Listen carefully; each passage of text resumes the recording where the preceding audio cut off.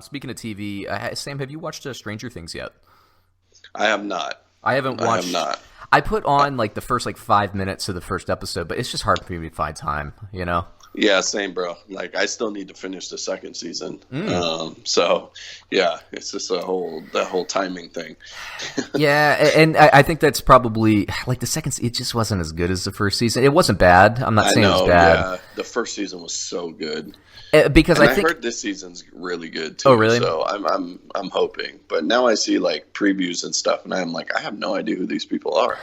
They got all these extra new characters. I'm like, who's that? Who's that? Yeah, I'm You know? wondering because when they got I guess greenlit for the second season, and I don't think they were ever planning on doing a second season if I'm correct in that. And so they went back and they basically, if I'm right about this, I think they went back to plan and then said, you know what, we'll plan basically 2 more seasons out. I don't know if there's going to be a 4th season. Like, I'm sure, I guess Netflix would probably green light it, but I don't know that the writers want to do it. I have really Right. no idea about that. But I think that this was planned. But then if they're introducing a ton of new characters, I mean, maybe they are looking at a 4th and 5th season. Who knows? Probably. I'd say they're going to probably try to milk it as much as they can, to be honest with you. Yeah, I mean, I think that's okay. I wish more shows would think about, like, I guess like the British shows do. They think about like limited run and just make the story and then take the time it takes to tell the story. And then Right. let it stand on its own. Like I think I mentioned a couple weeks ago, but I watched Band of Brothers for the first time like a couple weeks ago, and it was like insane. It was awesome. But it was just a 1-season thing because they told the story. It was the Tom Hanks and Steven Spielberg thing. They told the story in, I think, maybe 10 or 11 episodes, and they let it stand, right? They didn't try to make it into like a drama. I think it followed like real events, as closely as probably it could.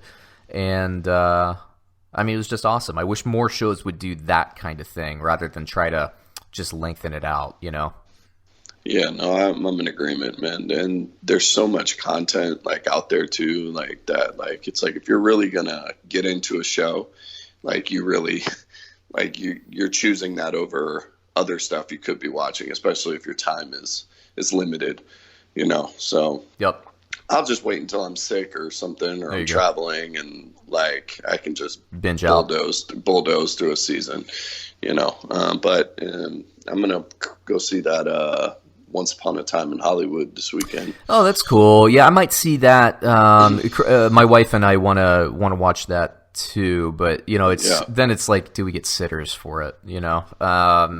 That's always I'm a going thing. on that. I'm going on that solo late night movie man. tip. Man, I love that. Yeah, I mean, it's we would never go to solo movies. Back when I lived there, we would always go. We'd be movie buddies. But I go to a lot of solo movies now if I want to see. Yeah. I want to see also that movie with the kids that are like going to like the kissing party or something. Like I think Seth Rogen might be involved in it. Yeah. He's like like 10, 11, 12-year-old kids because it kind of remind me of our shenanigans back when we were younger. So Yeah, every time I yeah. see the preview, I just laugh and it makes me reminisce. So I think I'm gonna go see that movie too. It looks funny to me. Yeah.